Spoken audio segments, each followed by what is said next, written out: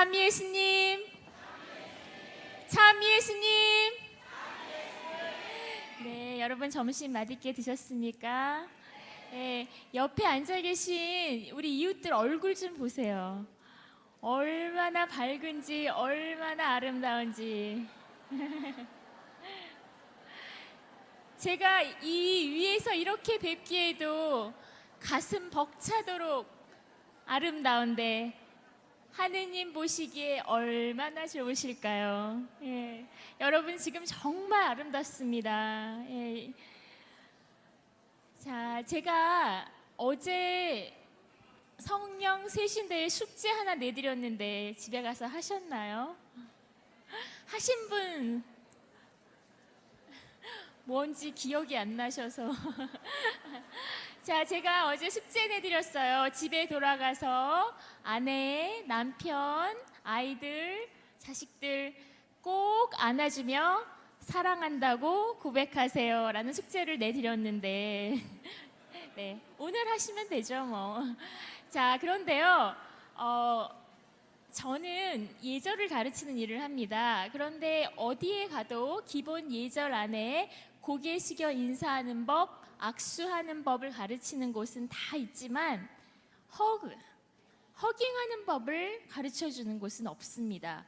그런데 분명 우리가 누군가를 꼭 안아줄 때에도 기본이 필요하거든요. 그래서 오늘 한번 알려드리려고요. 자, 우리 아름다운 예절 가운데 고개를 숙여서 인사하는 예절이 있습니다. 자, 그때 가장 기본이 무엇일까요? 뽀뽀하는 거. 네? 역시 우리 성령 배우신 분들은 제가 수준을 못 따라갑니다. 자, 우리가 고개 숙여 인사할 때 가장 중요하고 가장 기본이 되는 것은 눈을 마주쳐 미소 짓는 일입니다. 아무리 멋진 인사를 해도요, 눈을 마주치지 않으면 인사 받았다는 느낌이 없습니다. 그래서 먼저 눈을 바라보고 미소 짓고 정말 진심으로 반가워서 하는 인사입니다 라고 한 후에 인사를 하는 거거든요. 그런데 허그도 마찬가지예요. 여러분, 우리 평화를 빕니다 뭐 여러 가지 이렇게 안으실 때 얼굴을 안 마주치고 그냥 손만 안으시는 분들이 있거든요. 하지만 안으실 때 가장 먼저 눈을 마주치고 진심으로 사랑합니다를 보여주시는 겁니다.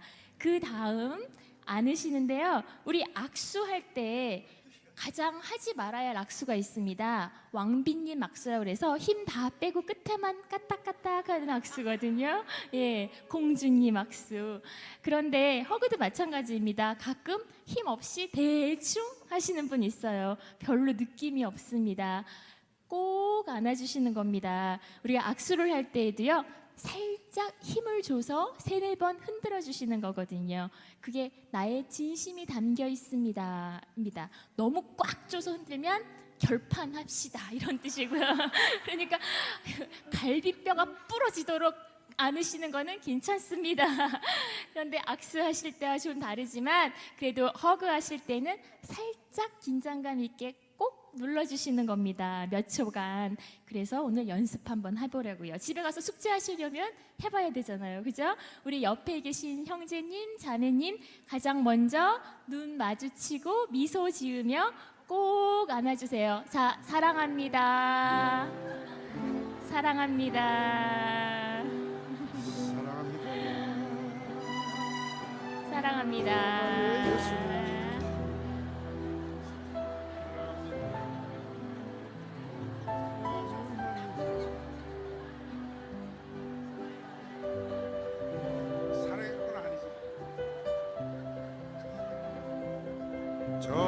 정말로 사랑해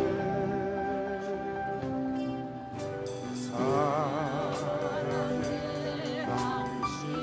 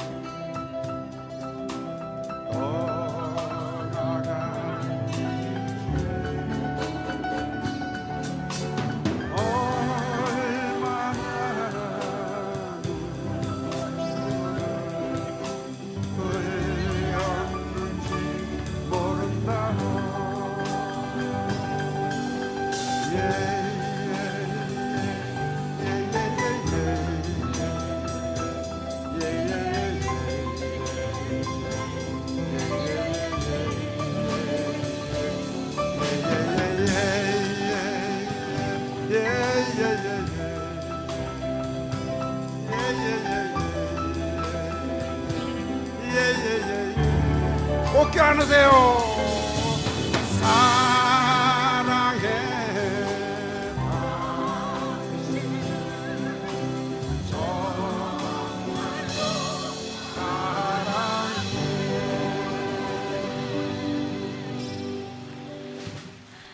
네, 제가 얼마 전에 성당에서 사제와 신자 간의 예절 교육을 한 적이 있었는데 그 평화 인사를 나누십시오 할 때 악수하는 방법을 연습을 했어요.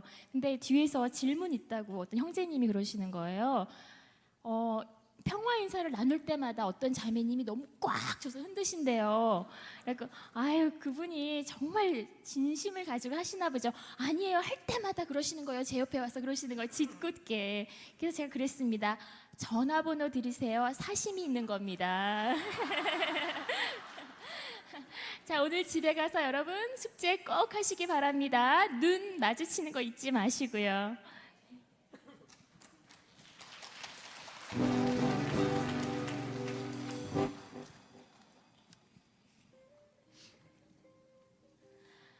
수고하고 무거운 짐진 자들아, 다 내게로 오라. 너희를 쉬게 하리라. 나는 마음이 온유하고 겸손하니 나의 멍에를 메고 내게 배우라.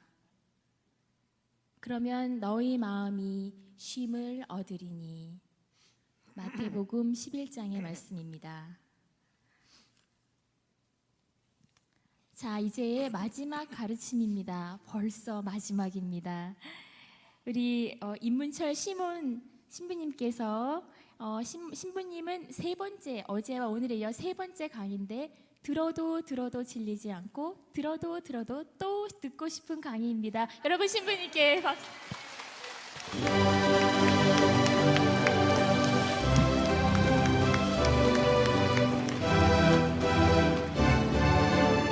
나 주를 멀리 떠났다 이제 옵니다. 나 주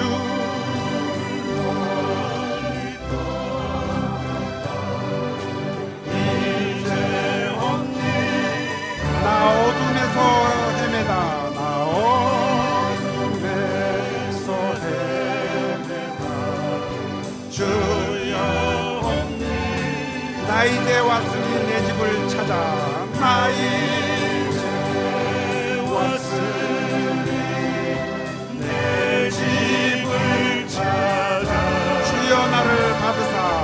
주여 나를 받으사.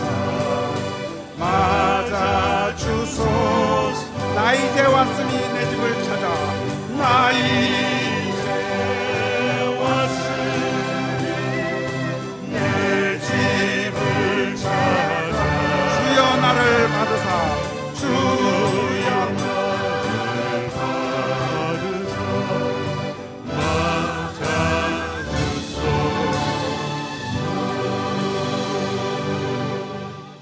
자, 다시 한번 우리 찬양팀에게 감사의 박수 한번 보내드립시다.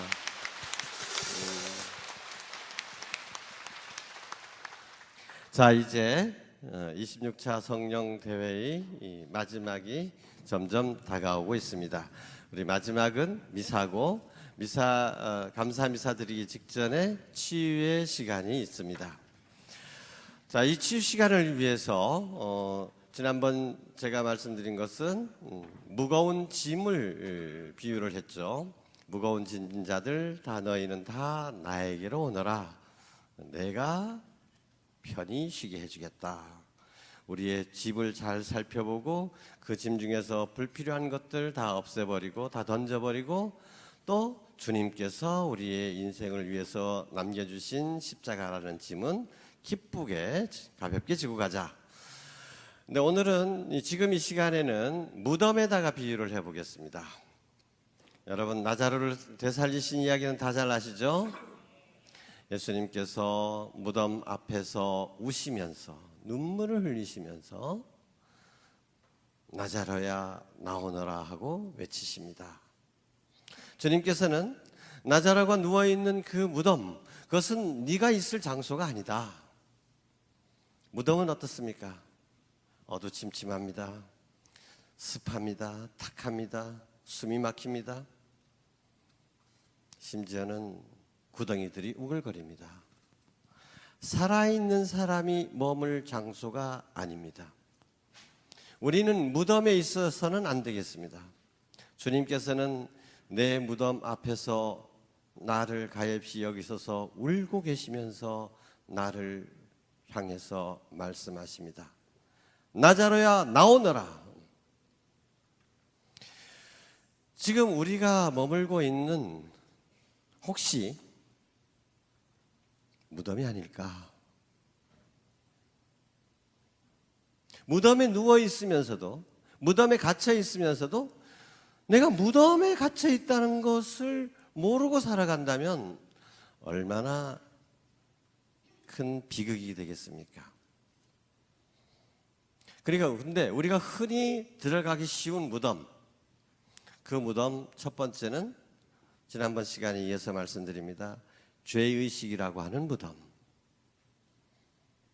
참 답답하게 우리를 얽매여 버립니다.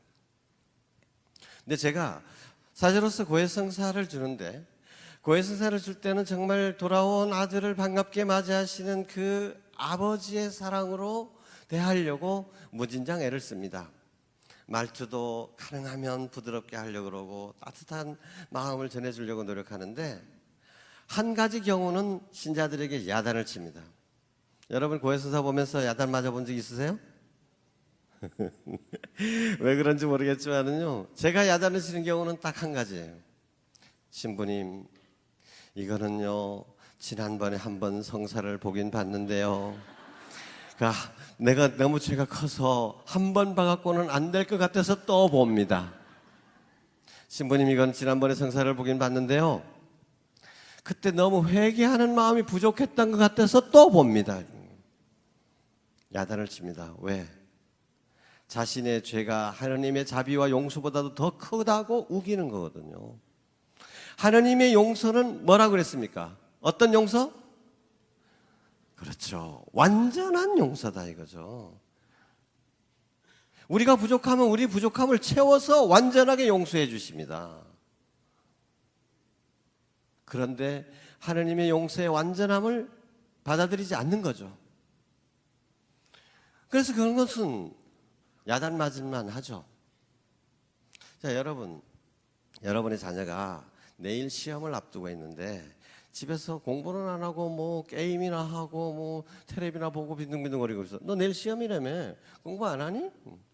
엄마 걱정 마세요. 다 해놨어요. 나 만점 받을 거예요. 워낙 자신 있게 얘기하니까 엄마가 혹시 나도 만점짜리 엄마가 되보나 하고 기대를 했었는데 다음날 시험 본 거 보니까 빵점을 받아왔어. 얼마나 화가 납니까? 야단을 치겠죠 당연히. 근데 야단을 치는데 엄마 죄송해요. 다음부터 절대 안 그럴 거예요. 다음부터는 열심히 공부만 할게요. 엄마 한 번만 용서해 주세요. 용서해 줍니까? 용서 안 해줍니까? 용서해 주죠. 근데 얘가 밥 먹다 말고 숟가락 놓고 엄마 용서해 주세요. 다음부터는 열심히 공부할. 기분이 약간 거시기하죠. 됐다 인마 밥 먹어라 이러죠. 근데 다음날 아침에 학교 가기 전에 또 무릎 꿇고 엄마 용서해 주세요 했다 한 대 맞습니다. 이 자식 용서해 줬구만. 엄마의 용서를 안 받아들이는 거잖아요. 여러분 웃으시지만 여러분 지금까지 해온 게 다 그 꼴이야. 하나님 용서해 주세요. 하나님 용서해 줬구만. 뭐 어쩌란 말이야. 하나님의 용서는 게다가 하나님의 용서는 완전한 용서잖아요. 어제 너 뭐 했는데 뭘 용서해 주란 말이냐. 하나님께서 기억도 안 하십니다. 다 잊어버리셨어요. 근데 우리는 용서받았는데도 불구하고 그걸 마음에 품고 살아간다는 거죠. 용서해 주세요. 용서해 주세요. 용서해 주세요. 이것은 내 믿음이 너를 구해놨다. 너의 불신이 너를 멸망으로 지옥으로 이끈다 이거예요. 안 믿는 거예요 이거는. 주님께서 말씀하십니다. 나자로야 나오너라. 그릇된 죄의식의 무덤에 더 이상 머물지 말아라. 기쁨의 세계로 나오너라. 광명의 세계로 나오너라. 화해와 용서의 세계로 나오느라. 이제 과거의 죄의식에 노예가 되지 마십시오. 주님께서는 우리를 용서하시면서 우리를 온전히 새로운 존재로, 예전에 죄지었던 내가 아닌 전혀 새로운 고귀한 존재로 다시 창조해 주셨습니다. 두 번째, 우리가 또 살고 있는 무덤에 대해서 생각을 해본다면 절망의 무덤입니다. 이 절망의 무덤은 다른 식으로 표현하자면 우상숭배라고도 할 수 있겠습니다. 여러분, 베드로와 유다스의 차이점을 아시죠? 베드로와 유다스의 그 죄를 비교를 해본다면 50보 100보입니다. 뭐 베드로 죄가 더 크고 유다스의 죄가 더 크고 막 그게 삐까삐까해요. 그런데 한 사람은 교회의 반석이 되고 한 사람은 가장 저주받은 자의 대명사가 되고 말았습니다. 어떻게 해서 그런 차이가 나나요? 죄의 크기가 문제가 아닙니다. 무엇입니까? 회개했느냐, 주님의 용서를 받아들였느냐, 안 받아들였냐는 거죠. 그런 죄악 속에서도, 똑같은 죄악 속에서도 절망에 빠지지 않고 일어선다는 것, 이게 중요한 것이죠. 유다스는 포기하고 말았습니다. 악마의 소리에 귀를 기울인 거죠. 너 같은 놈이 어떻게 살아서 주님을 뵐래? 너는 희망 없어. 그래, 나 같은 거 살아서 뭐하나? 절망에 빠졌죠. 성경에서 말하는 유일한 용서받지 못하는 죄, 성령을 거스리는 죄라 그랬죠. 성령을 거스리는 죄가 무엇인지에 대해서 신학자들이 많은 논란이 있었지만 대부분의 학자들이 인정하는 죄는 절망이라는 것입니다.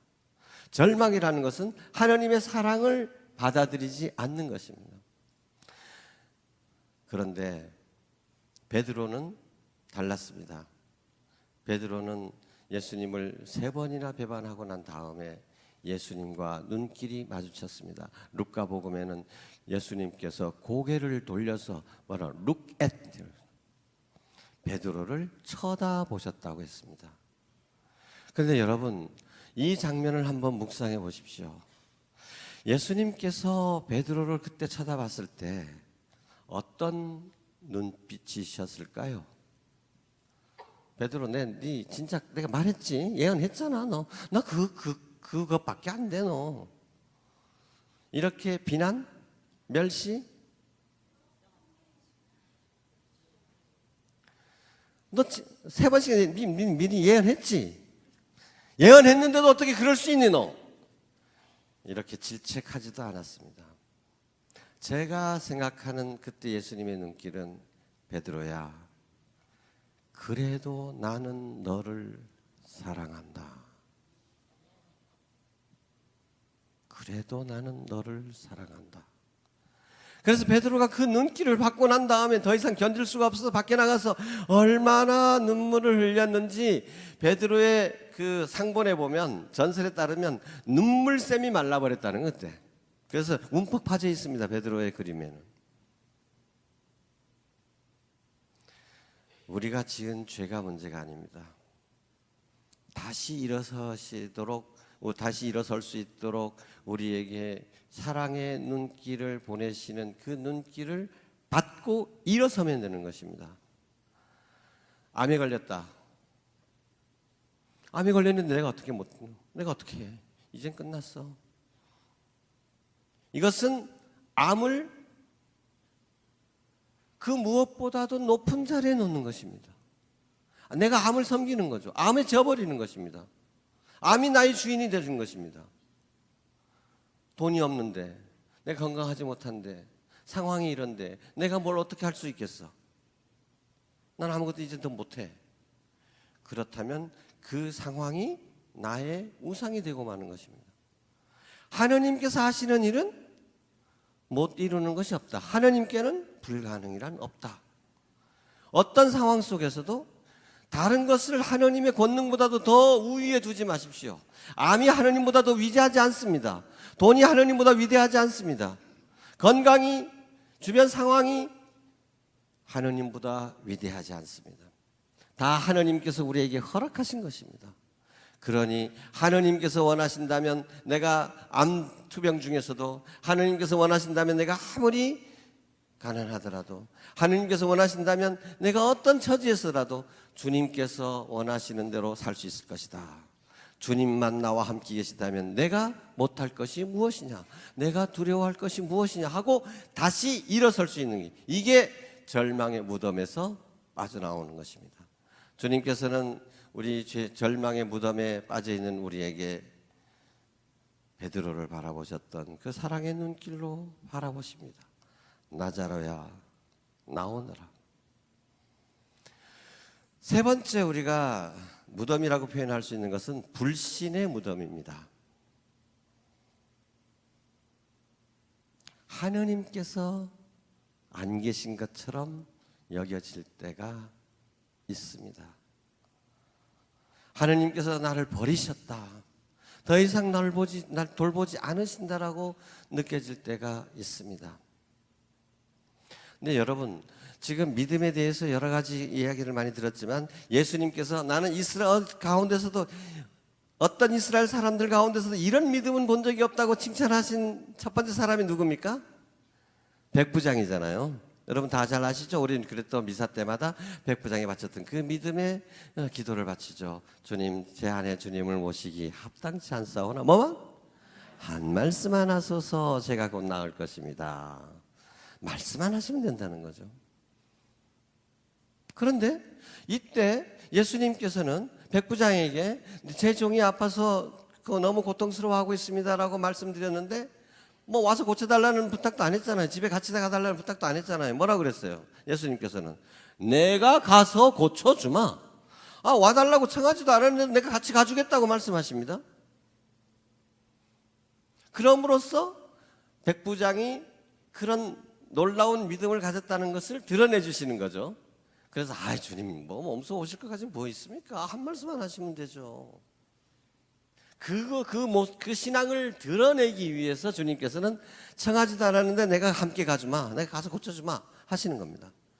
가끔 우리에게도 주님께서 주님께서 뭐 이렇게까지 하실 필요 없는데 하는데도 내가 가서 고쳐주마 하고 먼저 나서는 경우도 있습니다.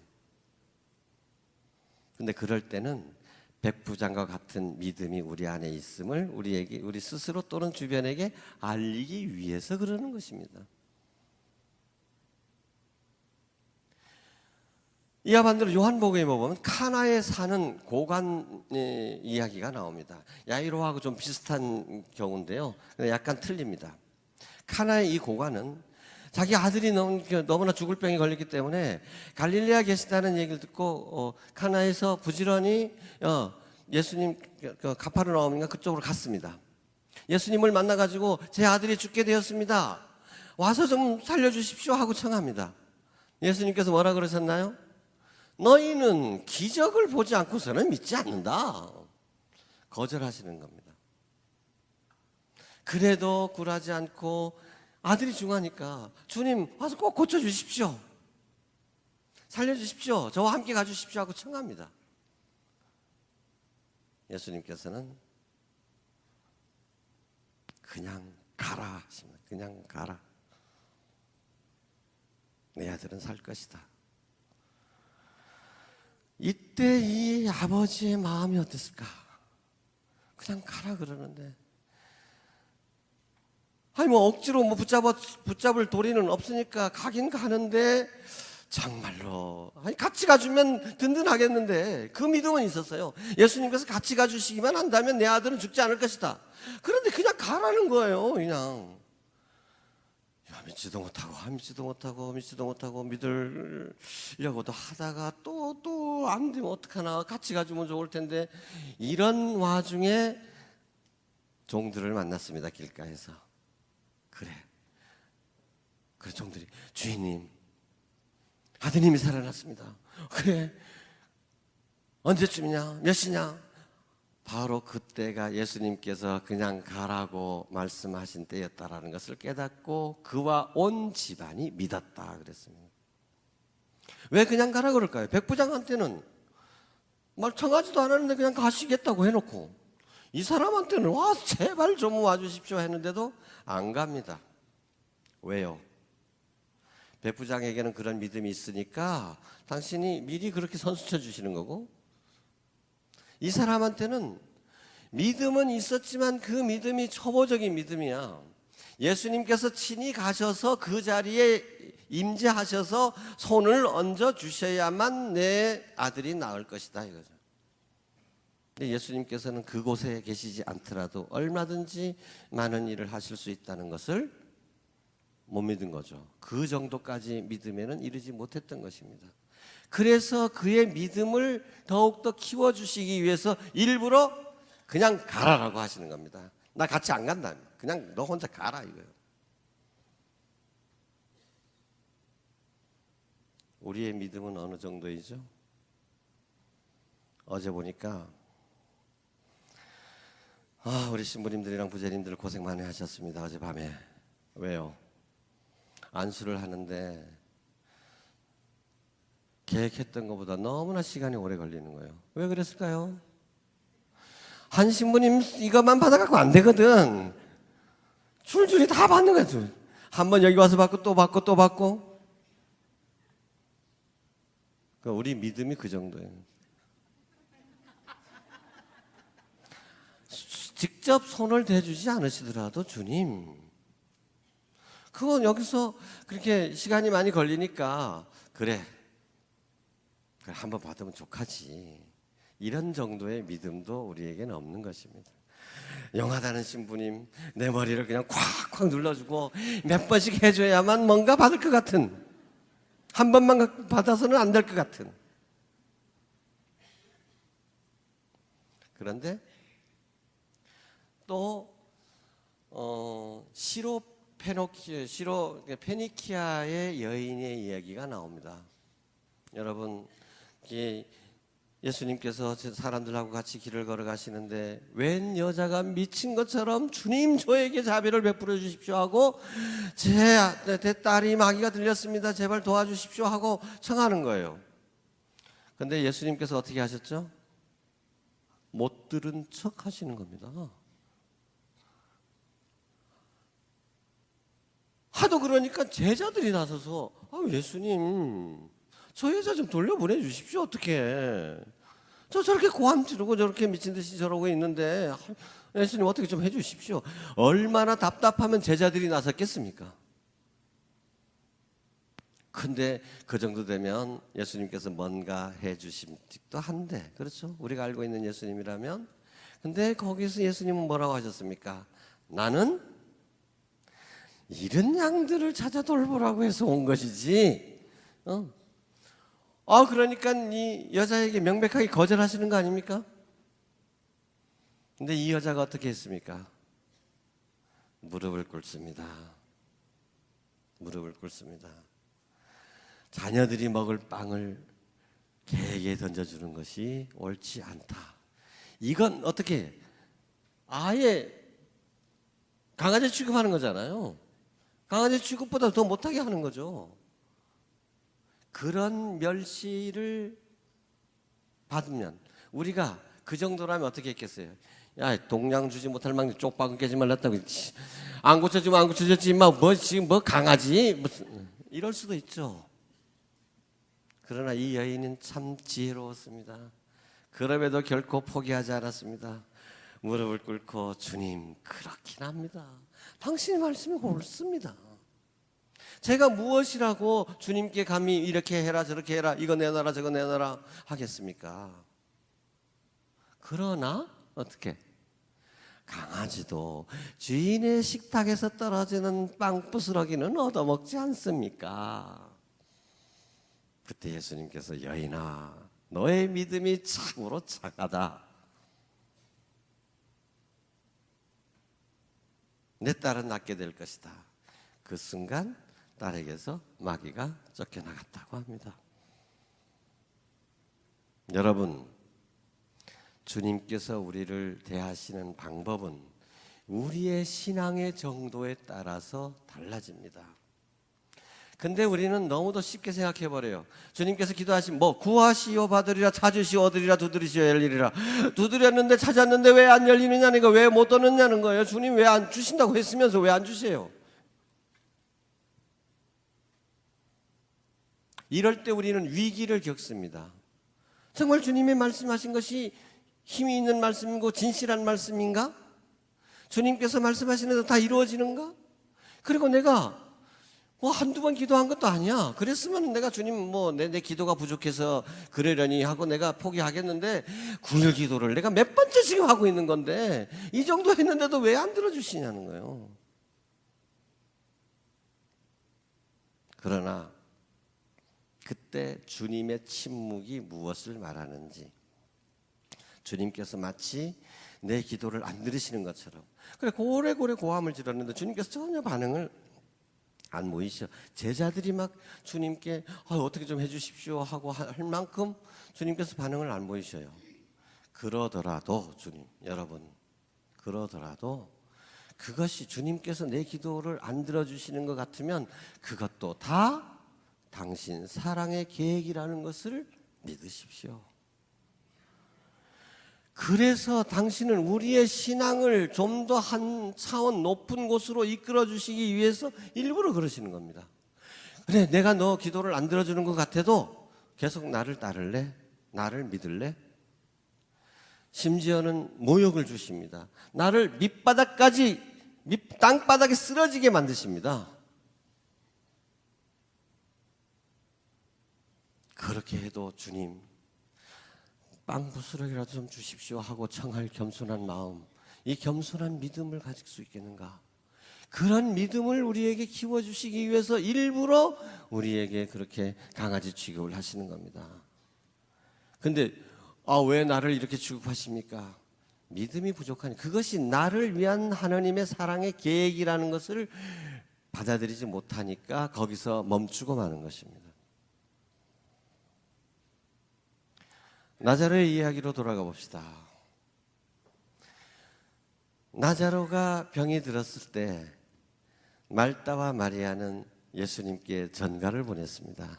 전보를 쳤죠. 나자로 위독, 금내 요망.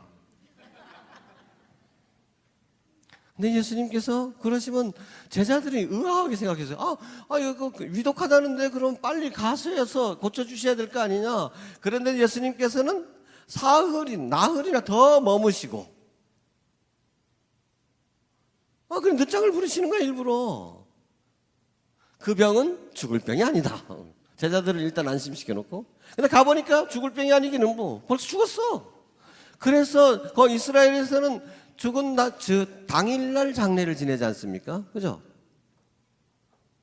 이미 묻힌 지가 사흘이나 돼가지고 썩기 시작해서 냄새가 난다는 거예요. 냄새가 나. 말다와 마리아의 입장에서 생각해 보십시오. 그들은 주님께 전보를 보냈을 때 주님께서 기꺼이 나자로를 사랑하고 계시고 우리를 사랑하고 계시기 때문에 나자로를 살려주실 것이다, 나자로를 병에서 구원해 주실 것이다 라는 믿음을 철석까지 갖고 있었습니다. 추호도 의심하지 않았습니다. 그런데 주님의 행동은 그들의 기대와는 달랐습니다. 왜 그랬을까요? 사랑하지 않기 때문에? 아닙니다. 더 사랑했기 때문입니다. 여러분도 주님께 끊임없이 전보를 보내죠. 주님 도와주세요, 도와주세요. 큰일 났습니다. 이제 잠자는 주님을 막 깨웁니다. 주님 풍랑이 일어서 이제 우리가 빠져 죽게 되었습니다. 그런데 주님은 주무시는 것처럼 보일 때가 많습니다. 주님 어찌하여 주무십니까? 어찌하여 응답이 없으십니까? 부르짖는 것은 초보자의 신앙입니다. 주님께서는 여러분의 믿음이 주님께서 우리를 도와주시고 계시고 주님께서 원하신다면 무슨 일이든지 다 하실 수 있다라는 그런 믿음까지 이르렀지만 그래도 거기에 만족하지 않으시고 여러분들의 믿음을 더욱더 키워주시기 위해서 일부러 나자로를 죽음에 이르도록 내버려 두시는 것입니다. 보통 우리라면 배반당했다 이거죠. 사랑의 배신자요. 야, 나는 이거 배신당했어. 예수님을 이렇게 믿었었는데 이럴 수가 있나? 예수님께서 오셨어. 찾아보지도 않아. 머리 없대 이제. 다 죽었는데 이제 뭐 와봐야 소용없는데 이랬을지도 모르겠습니다. 말단은 우리와 같은 정도는 아니었지만 그래도 상당히 섭섭했을 겁니다. 뛰쳐나가서 동거 밖에서 예수님을 만나서 무릎을 꿇고 그래도 자신의 상처받은 마음을 예수님께 그대로 고백합니다. 주님, 주님께서 계셨더라면 제 오라비가 죽지 않았을 것입니다.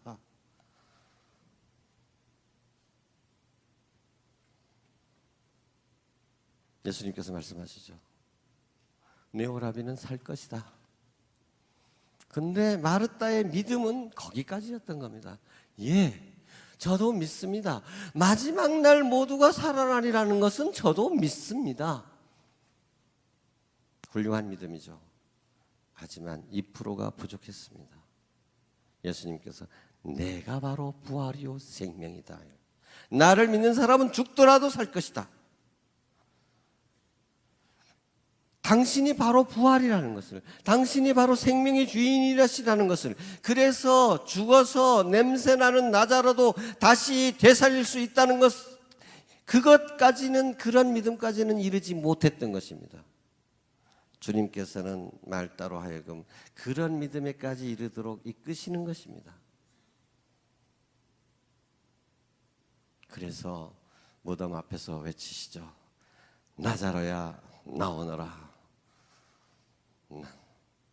나자로가 수의를 입은 채 손발이 묶인 채 걸어 나옵니다.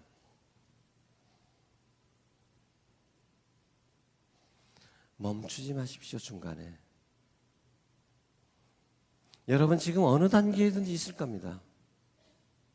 우리의 믿음이 백부장과 같을 수도 있지만 대부분 카나의 그 고관 그 정도, 예수님께서 내 머리에 직접 손을 대주시면, 예수님께서 직접 내 안에 오셔서 나를 안아주시면, 그러면 모든 것이 해결될 수 있다. 그러나 예수님께서 내 기도에 응답해 주지 않으시고 멀리 계시는 내 목소리를 들어주시는 것도 같지 않을 때, 그래도 그분께서 나에게 무관심한 것이 아니라, 나를 멀리 떠나 계신 것이 아니라 더 자세하게, 더 관심을 갖고 우리를 지켜보시면서 우리의 믿음이 성장하기를 격려하고 계시다는 것. 그 하느님의 부재의 상황 속에서도 우리는 하느님을 믿고 따라야 합니다. 여러분의 나자로가 죽었을 때, 죽어서 묻혀서 냄새나기 시작했을 때도 여러분 희망하기를, 구세주께 매달리기를 멈추지 마십시오.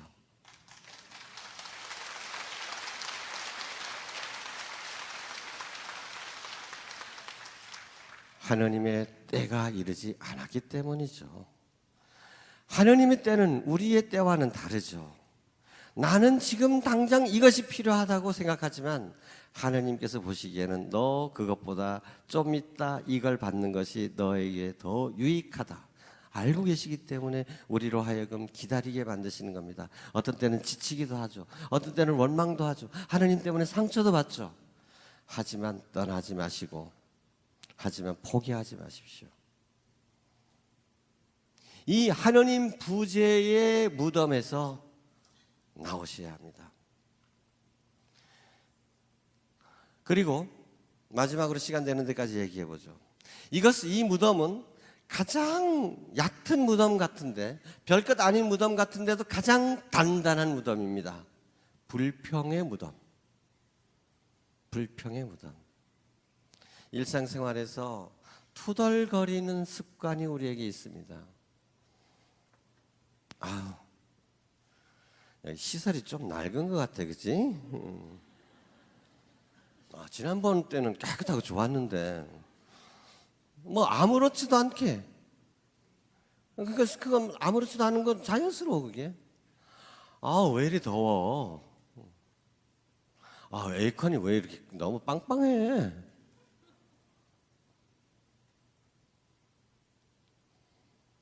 남편이 조금만 더 자상했으면, 우리 배우자가 내 믿음을 조금만 더 이해를 해주고 격려를 해주면 얼마나 좋을까. 자식놈들이 조금만 더 내 말을 잘 들었으면, 공부를 좀 잘했으면, 사업이 조금만 더 잘 됐으면, 뭐 하느님 나 많은 걸 바라지도 않습니다. 뭐 잘 조금만 더 잘 됐으면 좋겠습니다. 아, 요즘 왜 이렇게 불경기야? 아, 몸이 좀 그래요. 늘 이렇게 조금씩 불만을 갖습니다. 저라고 불만이 없을까요? 기도하는데, 여러분 똑같이 기도하는데, 기도하는 예수님 기도하는데 왜 이렇게 분심이 많아요? 이건 난 참 기도하는데 성인들처럼 그냥 팍 몰두하고, 어제 박효절 신부님은 뭐 처음 열 몇 시간 동안 탈원 상태 비슷하게 빠져서 기도했다는데, 나도 좀 그래봤으면. 나한테 왜 안 주시는 거야 이거? 나도 불평이 많아요. 내가 하는 사목에서도 정말 좀 더 열매를 많이 거둘 수 있었으면 좋겠는데, 나도 은사가 더 뚜렷했으면 좋겠는데, 나도 어제 안수하면서도 이렇게 보면 이런 때마다 참 신경 쓰이는 게, 내가 하는 게 더 잘 넘어지나 남들 하는 게 더 잘 넘어지나 이렇게.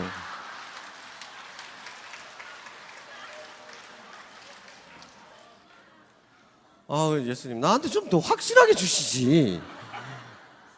이것도 불만이죠, 불평. 근데 이게 자연스럽게 그냥 이게 무덤인 줄 모르고 넘어가니까 문제인 것이죠, 이건.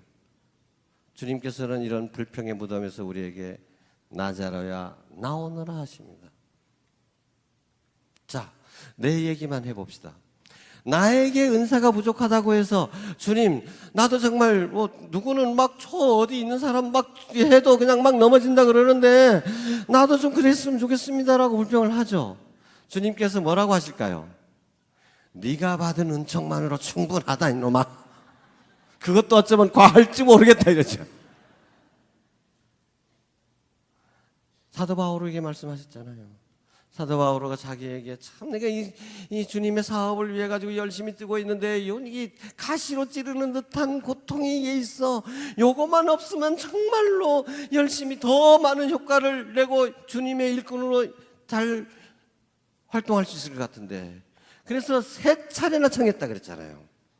그런데 주님께서 내리신 대답은, 너의 은총은 이미 충분하다. 나의 권능은 너의 약함 안에서 드러난다.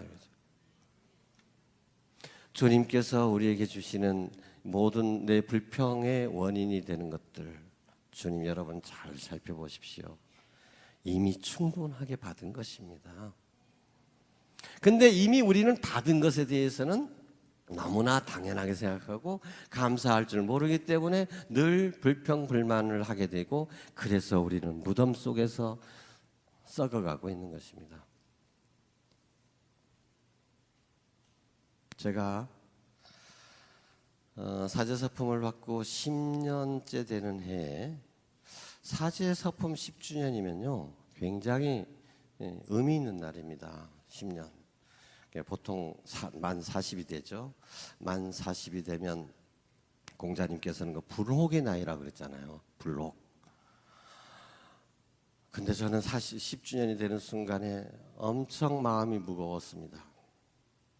제가 성령 운동 안에서 살기는 했지만은 그래도 여전히 많이 넘어지고 많이 부족하고, 왜 신학생 때는 비판의 칼날이 날카롭잖아요.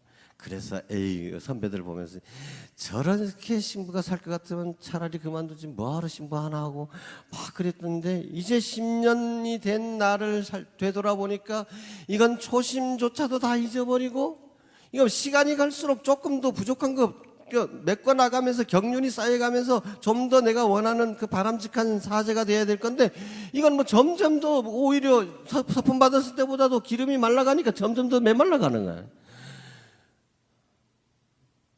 나 실패한 신부 되는 거 아닐까? 이거 뭐야 이거? 내가 그렇게 비난했던 선배들보다도 더 못하게 살고 있으니 위기의식이 탁 들었습니다. 이대로 가다가는 난 내 인생 실패할 거야. 그래서 주교님께 고민 끝에 말씀을 드렸습니다. 주교님, 저 기회를 주십시오. 뭔가 계기를 찾아야 되겠습니다. 내가 겪고 있는 여러 가지 인간적인 그 시련이라든지 유혹이라든지 이런 것들을 다 솔직하게 말씀드릴 용기를 주님께서 주셨어요. 그래서 그래서 주교님 마음을 움직이셨어요. 주교님께서는 몇 년 전에 이 대회에도 한번 오셨었는데 김창렬 바오로 주교님이라고요. 지금 은퇴하셨거든요. 그 주교님께서는 우리 교구에서 안식년이라는 안자도 꺼내지 말아라 하시던 분이셨어요. 왜냐하면 서울에 계실 때 안식년 갔다 와가지고 안식년 가기 전보다 더 좋아진 놈 한 놈도 못 봤다는 거예요.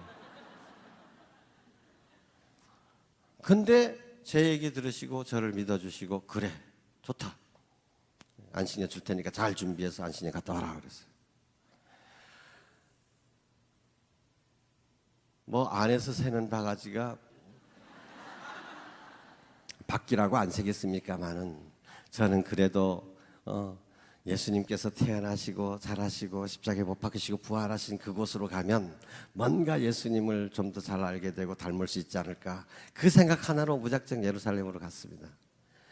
예루살렘에서 몇 개월 머무는 동안에 저는 정말 은혜로운 시간을 가졌습니다. 그 코스가 끝나갈 무렵에는요, 정말 내 마음이 얼마나 그 사랑으로 불타오르는지, 정말 불 속에, 주님을 위해서 불 속에라도 뛰어들 수 있을 것 같은 자신감이 생기는 거예요. 주님께서 나와 함께 계시는데 내가 무엇을 두려워하겠냐. 모든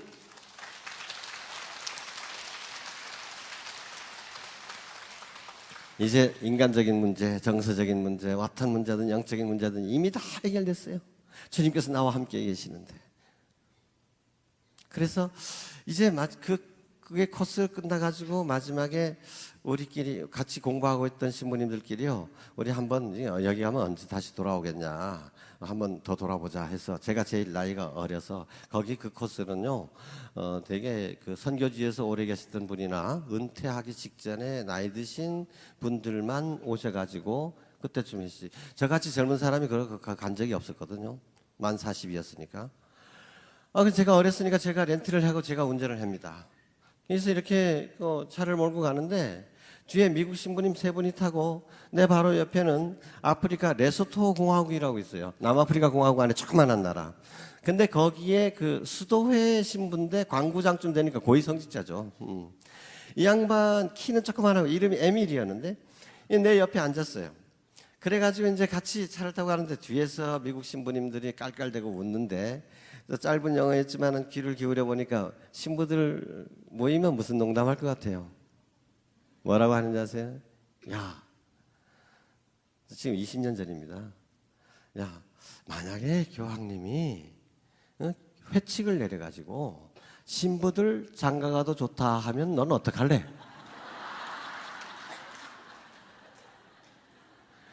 여러분 신부 장가 가면 좋겠어요? 안 가면 좋겠어요? 안 가면 좋겠어요? 가면 좋다고 생각하는 사람 손 들어보세요. 아이고 고맙습니다. 그 남이 말이라고 그렇게 함부로 하지 마십시오. 근데 뒤에서들 깔깔대고 웃더라고요. 근데 자기네들끼리 웃다가 내 옆에 그 에밀이라는 친구한테 물어봤어요. 툭 질문을 던지고, 에밀, 너는 어떡할래? 그 에밀이 그냥 단숨에 하는 말이 뭐냐? I don't care. 상관없더라고요. 우리 모두가 눈이 휘둥그레졌습니다. 역시 수사신부님이라 다르긴 다르구나. 인간적인 욕망의 문제라든지 외로움의 문제라든지 이런 거 다 해결됐다는 말이지. 그리고 우리가 존경인으로 와 하고 쳐다보고 있었어요. 그랬더니 이 에밀이 손사래를 하면서 그게 아니면 뭔데? 그러니까 야, 교황님이 결혼해도 좋다고 하지만 그것은 너네들처럼 교구 신부들한테 해당되는 말이고, 나는 신부이기 이전에 수도자란 말이야. 수도자한테 무슨 결혼이 무슨 상관이냐 이게. 그래서 자기는 상관없다는 얘기라는 거예요. 그래서 우리가 그러면 그렇지 그럴 리가 있나 하면서 내가 무심코 나온 말이 뭐냐면 I am delicate. 난 참 애매모호하다 이게. 결혼을 하자니 10년 동안 싸워온 세월이 아깝고, 결혼을 안 하자니 긴긴 동지섣달 그 밤을 벽에 안고 뒹굴 생각을 하니 까마득하고. 이게 농담 반 진담 반이었죠. 그냥 우습게해서. 그런데 그 순간 내가 이거 아직 풀리지 않았구나, 화두가 하나 남아있구나라는 생각을 하게 됐어요. 왜냐하면 나 모든 문제가 다 해결됐다고 그랬잖아요. 주님을 위해서 불 속에라도 뛰어든다 그랬잖아요. 근데 교황님께서 신부들 결혼해도 좋다 하고 할 사람 하라 그러면 나는 진짜 에밀처럼 I don't care. 난 이미 혼자 사는 게 좋고 이미 서약 다 했고 난 이게 좋아. 이게 행복해. 이래야 되는데 만약에 진짜로 교황님이 결혼해도 좋다 그러면 나 결혼을 해 마라. 마음으로부터 그래 무슨 상관이냐 이게 아니더라니까요. 그래서 많은 이거 풀어야 되니까 풀려고 많은 생각을 해봤습니다. 그러다가 만약에 내가 결혼을 한다면 누구랑 할까? 얘랑 할까? 쟤랑 할까? 손도 꼽아보고. 근데 진짜 이게 쉽게 해결되지 않았습니다. 자발적으로 교황님이 결혼해도 좋다 하더라도 나 그거 신경 안 써. 나 그거 관계없다. 하고 싶은 사람들 해라마는 난 이게 좋은데 이게 안 되는 거예요. 이게 의지로 되는 게 아니잖아요. 이게. 그래서 안식년이 끝날 때까지 그 마음의 짐을 지고 계속해서 기도를 하고 있었는데 어느 날 이태리 갔을 때 어느 성당에서 제가 묵상을 하고 있었는데 문득 형광등이 반짝 켜지는 것 같은 느낌을 받았어요. 그때 주님의 음성이 들려왔습니다. 문철아, 너 장가 가면 잘 살 것 같으냐?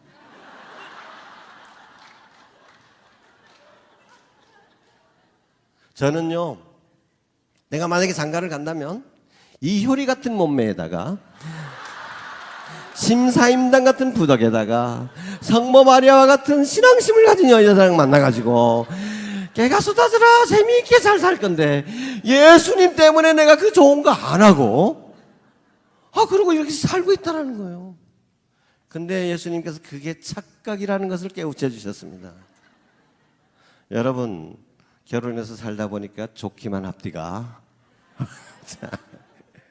어떤 때는 참 내가 진작 예수님 알았으면 나 혼자 살았을 건데, 신부 됐을 건데, 수녀 됐을 건데 이런 생각도 하죠. 혼자 사는 건 혼자 사는 대로 의미가 있고 보람이 있고, 둘이 사는 거는 둘이 사는 대로 보람이 있고 어려움이 있는 거죠. 근데 나는 둘이 사는 게 훨씬 좋은 건데 나 주님을 위해서 희생하고 있다고 착각하고 살아간 거예요. 근데 가만히 그 소리를 듣고 생각해 보니까 나는 코도 엄청 골지 이러고 저러고 해서 엄청 바가지 많이 긁혔을 것 같고 그래서 주님께서 보시기에는 내 성격이나 내가 다 살아온 체험이나 이런 모든 것을 봤을 때 너는 혼자 사는 게 가장 행복하다. 그래서 그 길로 나를 이끌어 주셨는데도 나는 그걸 모르고 감히 하느님을 위해서 이걸 살아가는 것처럼 해왔던 것입니다. 여러분, 나는 그래도 죽어서 천당에 가서 예수님을 만나게 되면 예수님, 난 그래도 뭐 좀 잘못한 것도 많이 있지만 그래도 당신 위해서 내가 혼자 살았으니까 요것만큼은 나를 위해서 뭐 상을 내려줘야 될 거 아니냐 하고 청구서를 내밀려고 생각했었는데 예수님께서 깨우쳐 주신 거예요. 청구서는 내가 내밀 게 아니라 주님께서 너를 위해서 이렇게까지 좋은 거 해줬는데 너 나한테 뭘 해줄래? 그때 저는 내가 하느님을 위해서 뭔가 한다는 것이 얼마나 우스꽝스러운 교만인가. 이 모든 것은 다 주님께서 나를 위해서 마련해 놓으신 사랑의 섭리인 것을, 그것이 십자가로 보일 때라도, 그것이 하느님의 부재로 보일지라도, 그것이 무응답으로 보일지라도 그것은 다 원대한 하느님의 계획 안에서 이루어지는 것입니다. 아멘.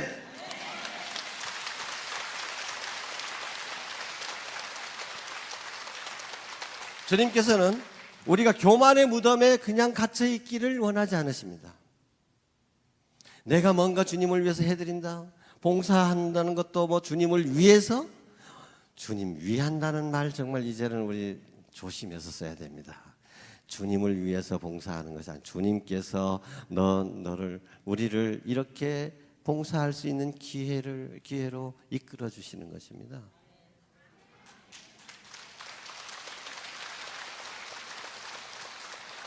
그때부터 제가 많이 겸손해졌죠. 그러고 보니까 더 겸손하게 되는 기회들이 많아졌습니다.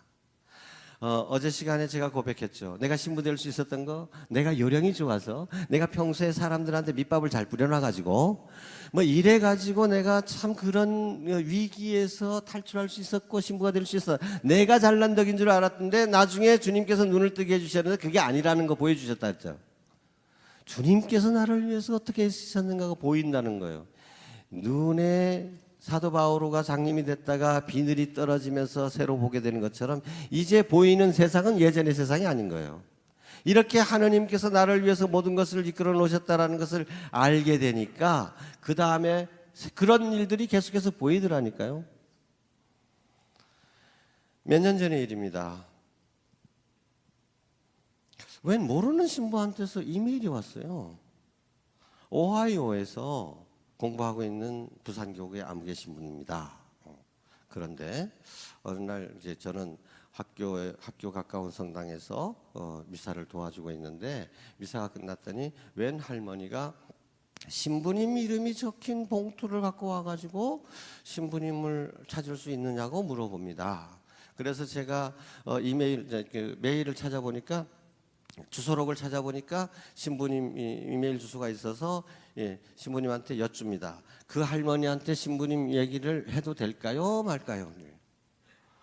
그때서야 내가 판뜩 까마득하게 잊어버렸던 옛날 생각이 나는 거예요. 신학생 때 그 학교에 은인들이 있어요. 패트런이라고. 후원금 보내주는 사람들 있잖아요. 이 양반들이 돈을 보내주면 신학교에서는 그 은인들한테 신학생들한테 영어로 편지를 쓰게 합니다. 고맙다고. 그런데 그 중에서 받은 돈 중에서 몇 푼이라도 나한테 주면 그거 좀 더 정성껏 쓰겠는데 돈은 나한테 떨어지는 건 하나도 없고 그저 심부름만 하는 거예요. 이게 영어 좀 한다고 해가지고.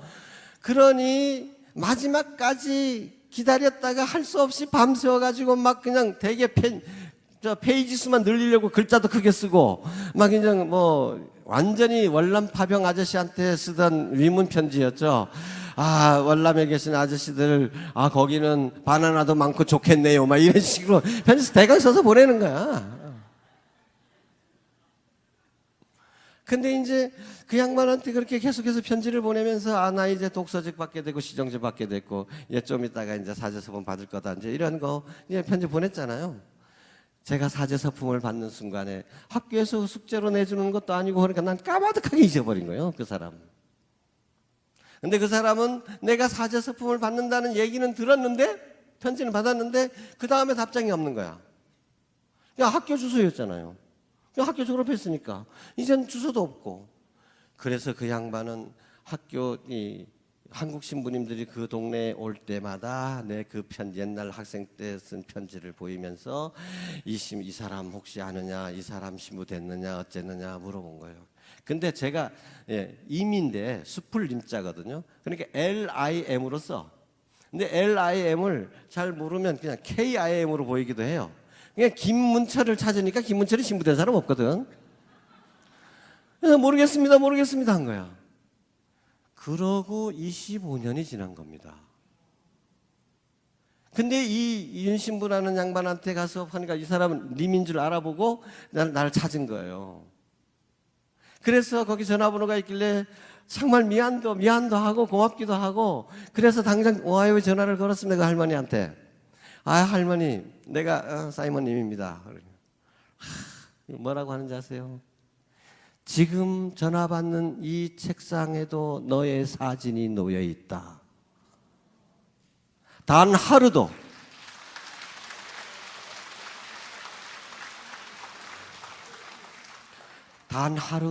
나를 위해서 기도를 빼먹은 적이 없답니다.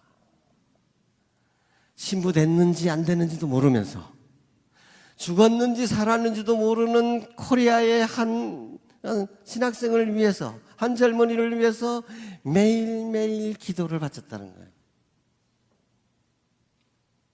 이 이야기를 내 친구들한테 했더니 친구들 반응이 어떻게요?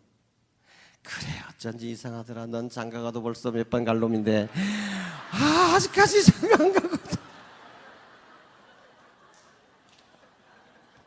맞다 그랬어요. 그래, 내 힘으로 지금까지 살아온 게 아니다. 맞아. 이런 알게 모르게 이렇게 나를 위해서 기도해 주는 양반들이 있기 때문에 한 사람의 사제가 사제로서의 길을 걸어갈 수 있는 것입니다.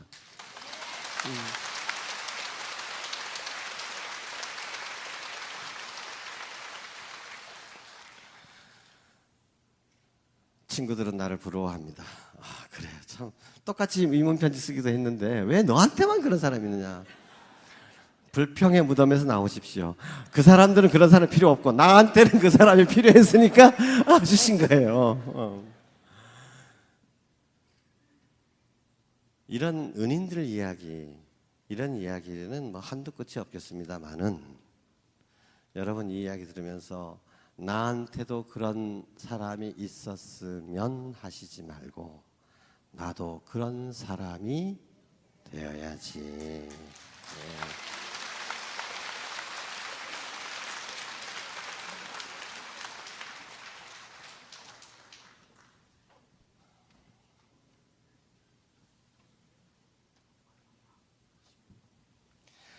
자, 한 가지만 더 말씀드리고 결론을 맺죠. 오늘 바로 직전에 우리 정신부님 강의 들으시면서 여기저기서 홀쭉거리시느라고 정말 저도 마음이 짠해졌습니다. 그렇게 고생하셨구나. 마치 저는 그 순간에 김대건 신부님이 생각났습니다. 김대건 신부님이 그 형리한테 붙잡혀가지고 문초를 받는데 자기 살아왔던 과정을 그 이야기를 하니까 그 관장이 혀를 치치하면서 젊은이 참 고생도 많이 했네. 우리 정신부님 이야기 들으면서 누구나 다 눈물을 흘릴 수밖에 없었을 것입니다. 자, 그런데 정신부님의 그 시련이 오늘의 정신부님을 만든 거잖아요. 그죠? 요셉의 그 시련이 바로 요셉뿐만 아니라 이스라엘 백성 전체의 구원이 됐지 않습니까?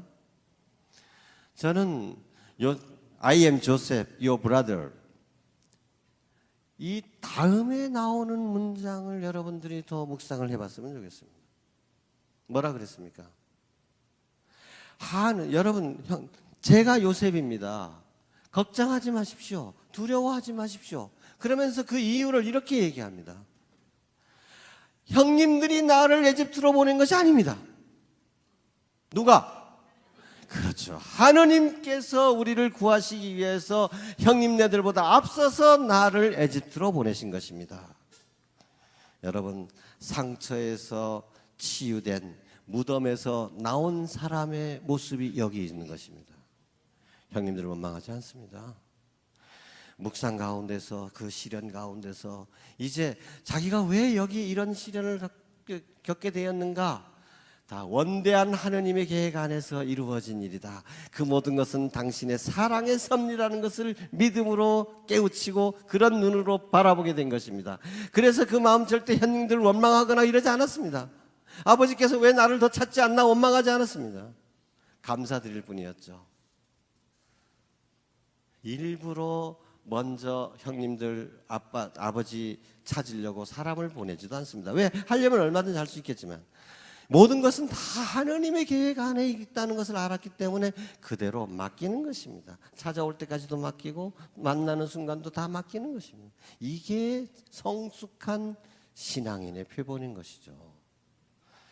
다 하느님께서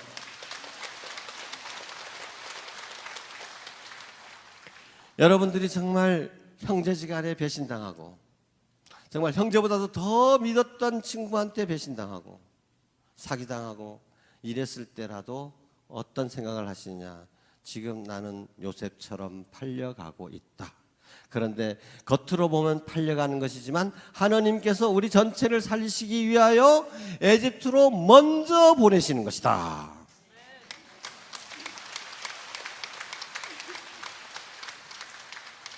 김대건 신부님은 마지막으로 교우들에게 보낸 편지에서 이렇게 말씀하셨습니다.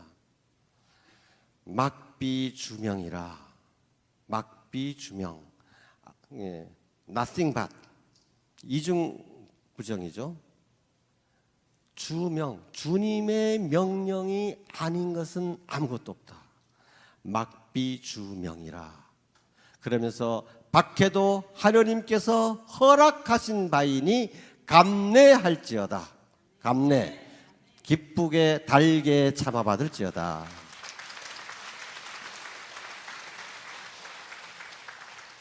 여러분 따라해 보십시오. 막비주명. 막비주명. 주님께서 명하시지 않은 것이 하나도 없다. 다 모든 것이 우리 눈에 보이게, 우리 눈에 좋게 보이는 것이든 우리 눈에 쓰게 보이는 것이든 어둡게 보이는 것이든 그 모든 것 다 주님께서 명령하시는 것이고 우리 머리 하나 하나님께서 허락하시지 않으면 휘어지지 않습니다. 모든 것이 다 사랑의 섭리 속에 있다는 것을 맡기고 믿음으로 맡기고 살아갈 때 이미 그 안에 구원은 시작되는 것입니다.